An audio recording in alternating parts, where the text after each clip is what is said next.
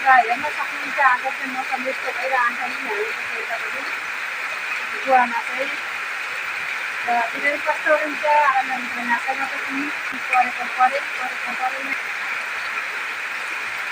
चा बनाउँदैछु नास्ता। हेलो एभ्रिवान, चा पिउन आउनु होला सबैजना र मर्निङ हजुर जस्तो गयो सेक्ने मान्छे पनि कहिले गर्दा बनाएर सक्नु पर्छ।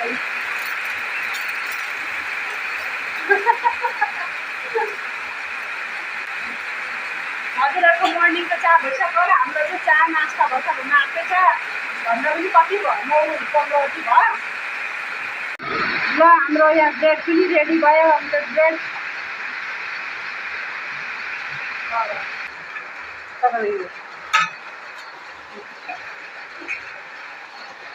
कस्तो भएछ खाइहेर्नु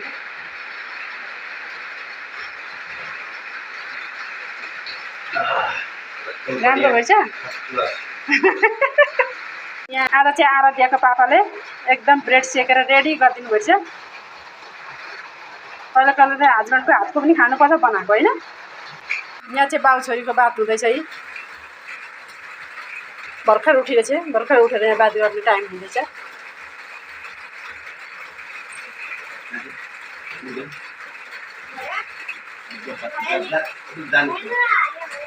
जाने हो जाने तिमीले जाने हो के अब ड्युटी जाने बेला भयो है।